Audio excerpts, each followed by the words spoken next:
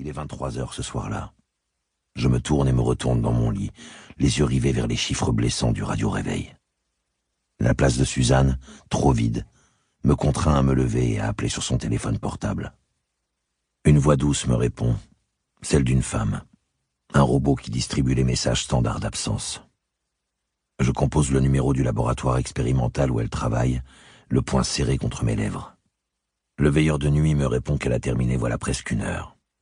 10 minutes suffisent pourtant pour aller de l'Aïlé Rose à notre 5 pièces de Villejuif. « Je vous connais ?» me demande le patron en perdant un regard dans mon bouc. « Non », lui réponds-je platement en emmenant ma bière sur une table tranquille, dans un recoin du café où l'obscurité chasse la lumière. Dehors, 2 amoureux se serrent l'un contre l'autre sous une tonnelle de la terrasse. Les longs cheveux au burn de la fille vibrent dans le vent comme les franges accrochées parfois aux poignets des vélos, et tous deux écoutent la pluie tomber, silencieux, bavards dans leurs gestes attentionnés. Je devine en la jeune fille la Suzanne d'il y a 20 ans, mais, à bien y réfléchir, je crois que je vois Suzanne partout, quelle que soit la fille, quel que soit son âge. La peur me serre la gorge comme un lasso de barbelé. Je sais qu'ils traînent partout, les sadiques au long couteau, les violeurs de vieilles dames et d'enfants. Dans les bureaux de la PJ au 36, j'en ai vu défiler des centaines, brushing impeccable, tous plus cravatés les uns que les autres. Ils se déversent dans les rues comme la vermine, se confondent si bien avec la nuit qu'il devient presque impossible de sentir leur odeur. Je les hais. Je les haïrai toute ma vie. Au sous-sol dans le parking, l'estomac manque de me passer par la bouche lorsque je découvre les minuscules éclats de verre éparpillés sur le sol. La caméra de surveillance est brisée. Elle pend au bout de son fil, immobile, témoin muet du pire. Je me précipite vers le box 39, accompagné par le seul bruit de mes pas résonnant dans ce cercueil de béton. Un petit morceau de métal m'arrache le cœur comme une balle explosive.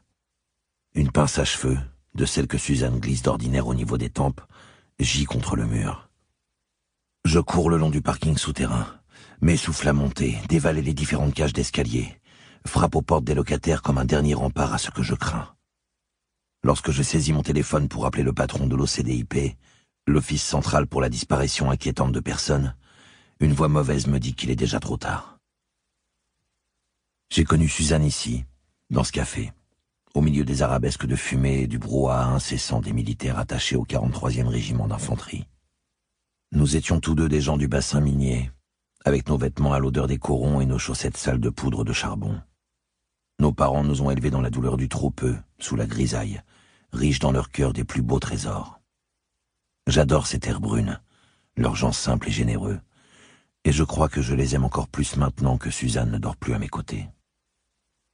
Quelque part au fond de moi, un brin de conscience immuable me murmure sans cesse qu'elle est morte, qu'il ne peut en être autrement après tant de mois et de si douloureuses journées. 6 mois plus tard, je recherche toujours ma femme. Elle vient souvent me rendre visite dans mes rêves. Elle descend de tout là-haut, devancée par son parfum qui caresse mes cheveux comme le feraient des mains d'enfant. Mais à chaque fois, lorsque son regard embrasse le mien, des lames de rasoir coulent de ses yeux, des serpents aussi fins que des pailles tombent de sa bouche et de son nez, et de l'orifice béant qui troue sa poitrine, jaillit l'odeur pestilentielle de la mort. Je reprends mon sac, sors mon téléphone cellulaire d'une pochette et me décide à l'ouvrir, avec l'espoir qu'aucun message ne m'y attende et me prive de mon avant-dernier jour de congé. Chapitre 1. Martin Leclerc, mon divisionnaire, me demandait de rentrer d'urgence au 36. Un corps sans vie avait été découvert, mutilé d'une façon atroce. Le grand Martin Leclerc devait peser à peine plus lourd qu'un paquet de chips vide, et ce qui lui manquait en chair contribuait à faire ressortir le réseau de ses veines, de façon si intense qu'il aurait attiré sur lui tous les vampires de la planète. Mais cet aspect de personnage de train fantôme renforçait l'impact de ses propos cinglants, et personne, à ma connaissance, n'avait un jour essayé de le contredire.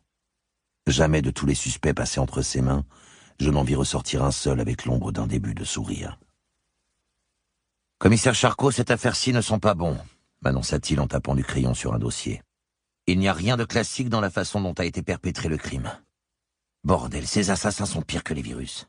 Tu en combats un? Pour continuer à écouter ce livre audio gratuitement, cliquez sur le lien dans la description et vous pourrez l'écouter en entier sans frais grâce à l'essai de 30 jours d'Audible.